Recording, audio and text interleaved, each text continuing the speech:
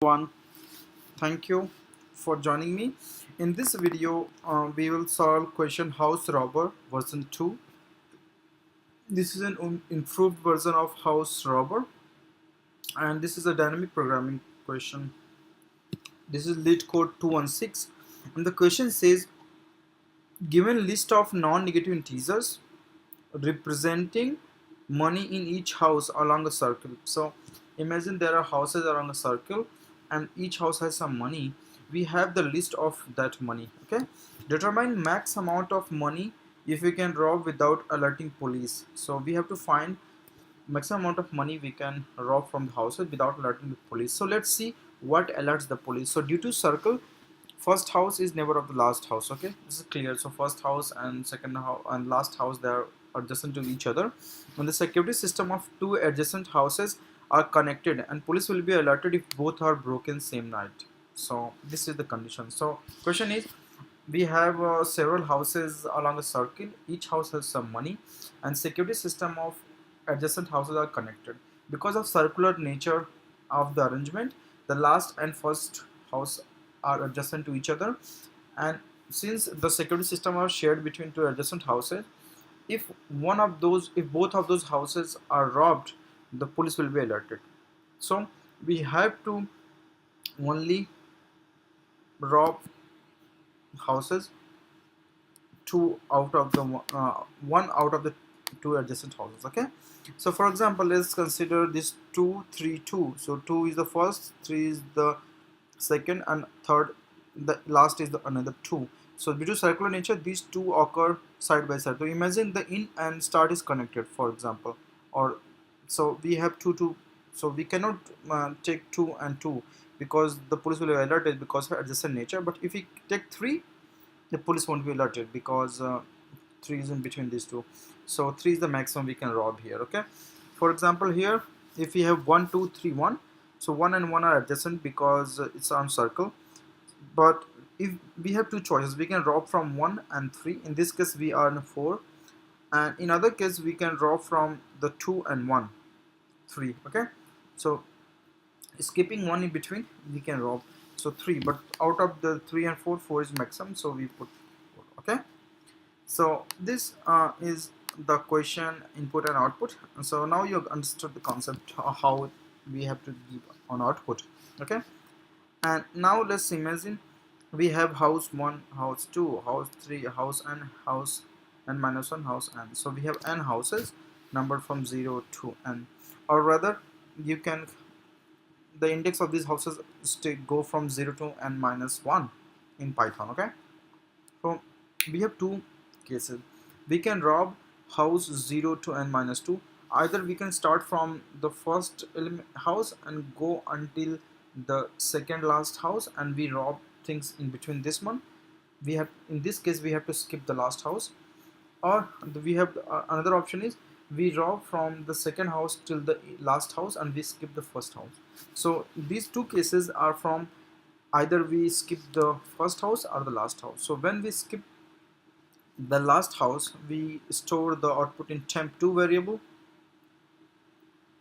No, when we skip the first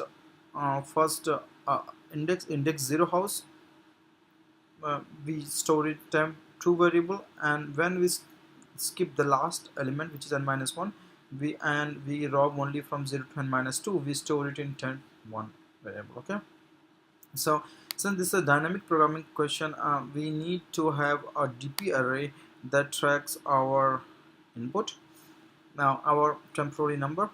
So let's define DP, which is given by 0 initialized to 0 into n minus 1. So it has the same the size of DP array is 1 less than the size of list of houses. Okay, money in the houses.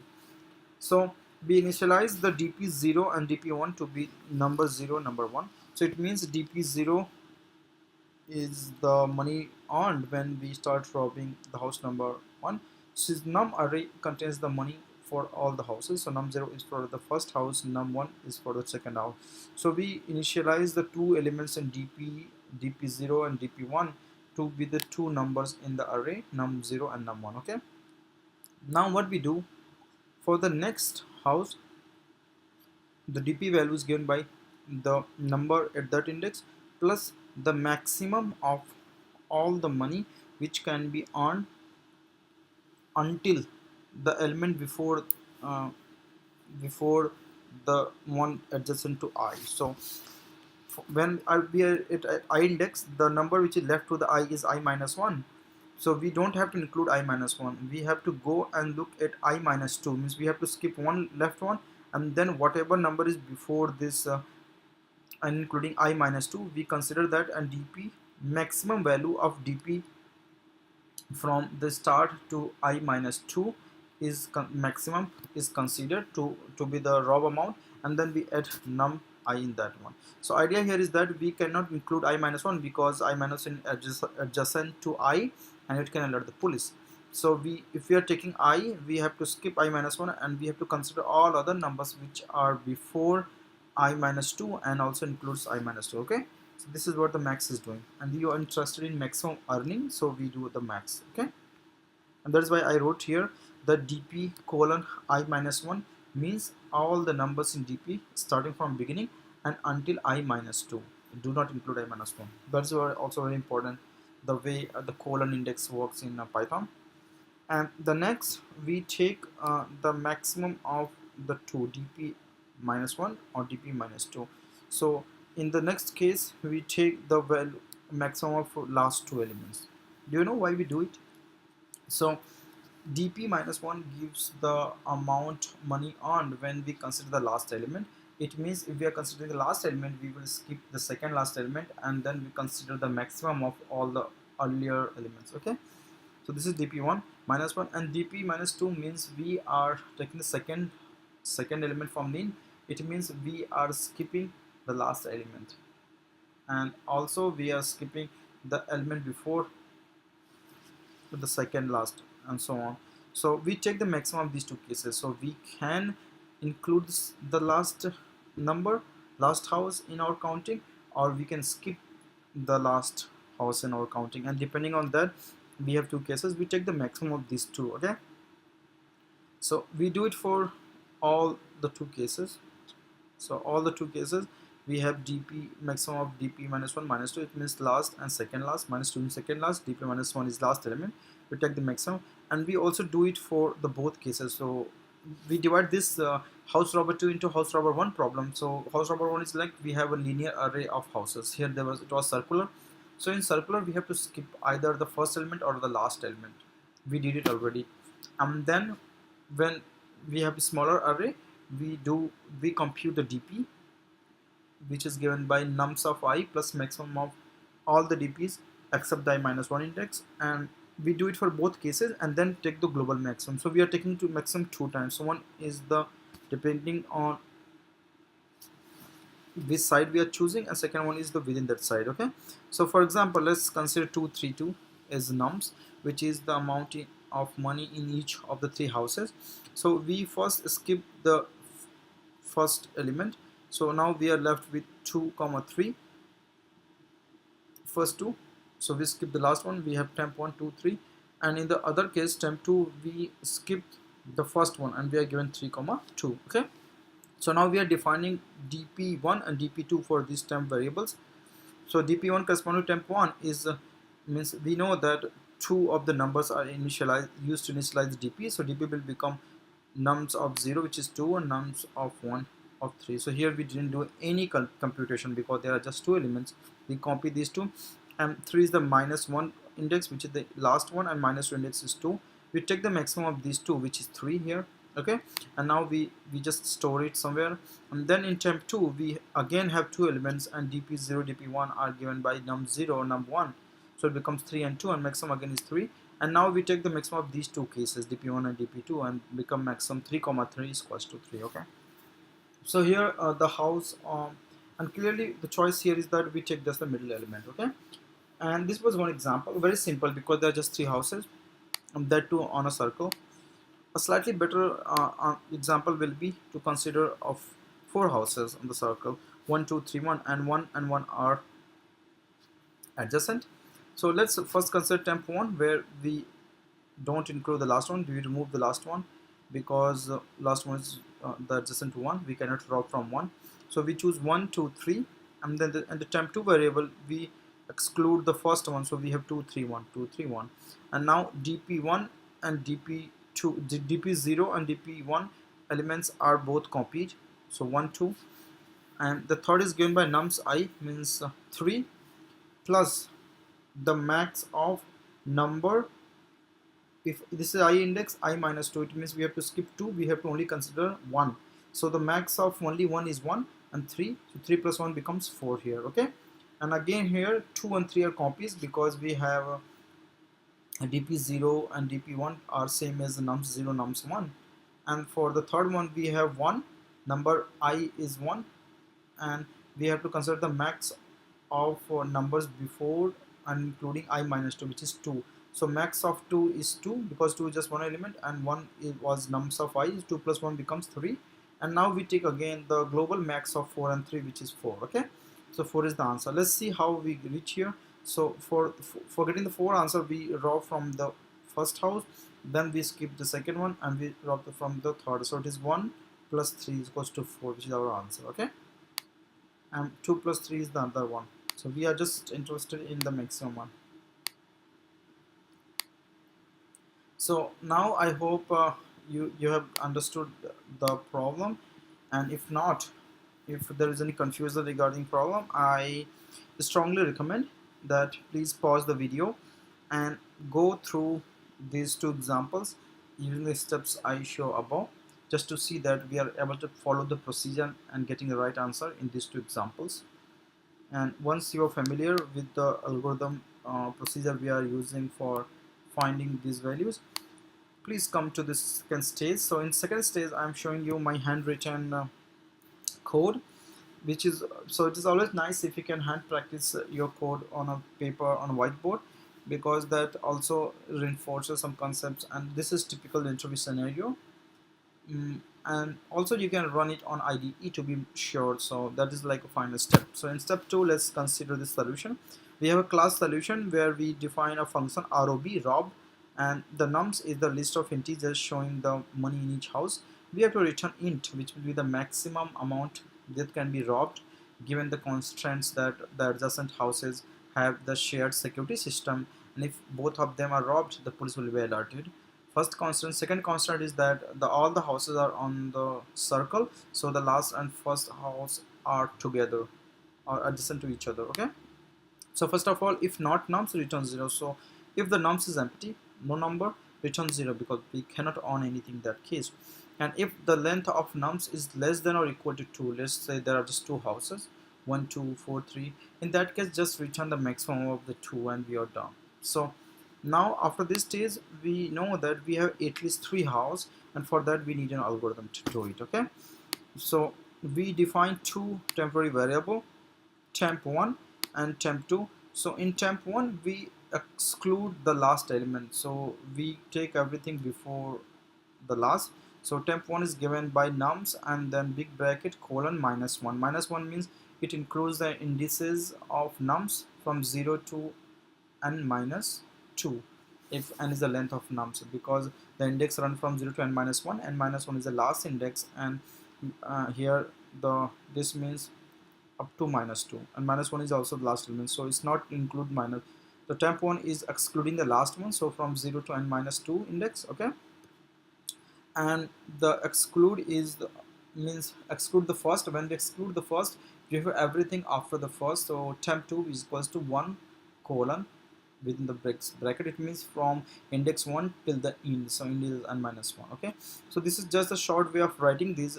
This line can also be written as nums 0 colon n minus 2, and this can also be written as nums 1 colon -1, but you can skip, you can write it short form as well. So after that, so our functions, this was the rob. So we now define a function getDP. DP means dynamic programming. The getDP, we define this function within the self, and this function is trying to compute the dynamic programming array for each of the portions, because now we split the circular thing into two linear thing from temp1 and temp2, two linear house arrays, okay. And then we return the max of d1 and d2, because d1 and d2 are the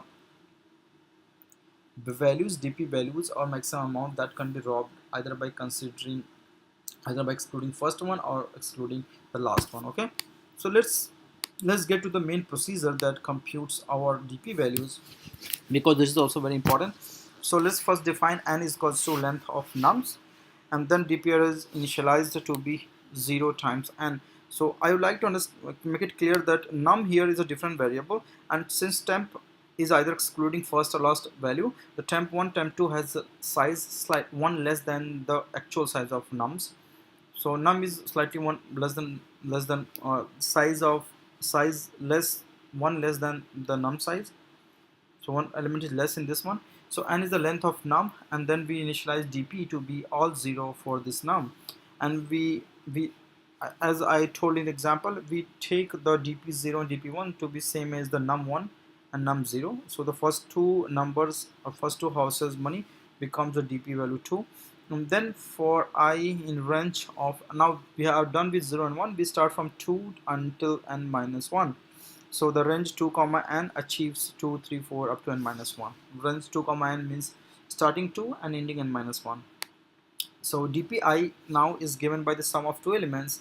So dpi is given by num of I, number at ith place, plus the maximum of all the dp values before I minus 1. It means dp max of dp max of dp colon I minus dp colon minus I minus 1, because dp colon I minus 1 means all the elements up from 0 to I minus 2, doesn't include I minus 1.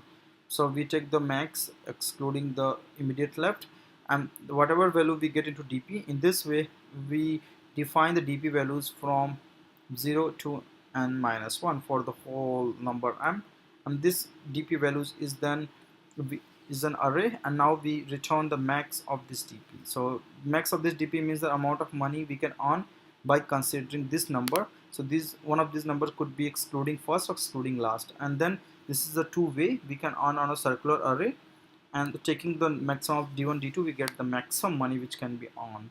So this was all about this coding problem.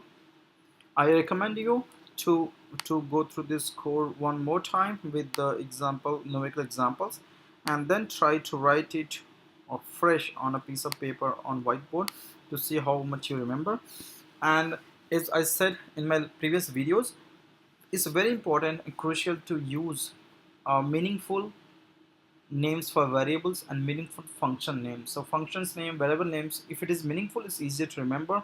And also, if you're using some notations, be consistent in all your programs or within a program, and it helps in avoiding any typos or any mistakes. And if someone of any of your friends see your program, it's much easier for them to understand it. And also same for the interviewer. Interviewer don't know you, and if you use the variable names which are meaningful and you are making some mistake, then interviewer could easily spot it and help you in the right direction. So there are many benefits of using meaningful variable and function names, and please use it. And as always, practice is the key, so keep practicing. Well, this video won't be complete if I don't show you the official house robber tour description from the Leetcode. This is the house robber tour description. I recommend you to pause the video if you want to read it. Well, you can also find the link to this question in the description of this problem. Otherwise, you don't need it because you already know the problem and you can practice it without reading on the Leetcode website. And there are two examples which I also explained. I like sticking to the same example so that you can relate to it later. And now this is the code which I wrote. Please feel free to pause the video and copy this code or type this code out on your computer IDE, or write it on a piece of paper or whiteboard so that you get some practice. Practice is very important, and since it's also important to know that this is class solution and we define both functions within this class, and that is why including self is important, and we call self.getDP. I hope many of you are already familiar with this type of constructs.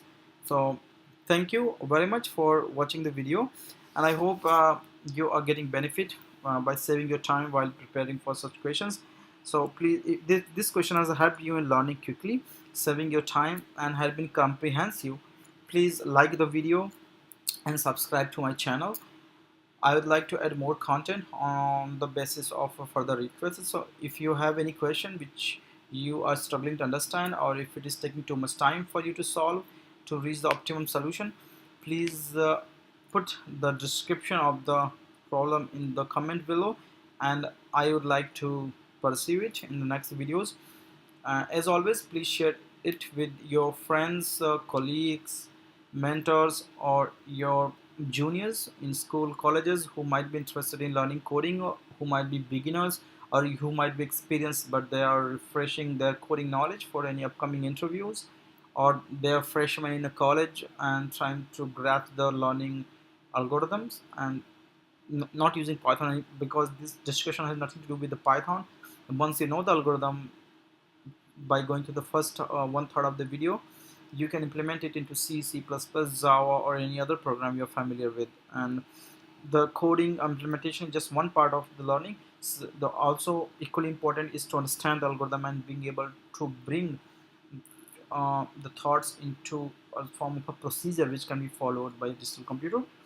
Thank you so much for watching this video and all your encouragements.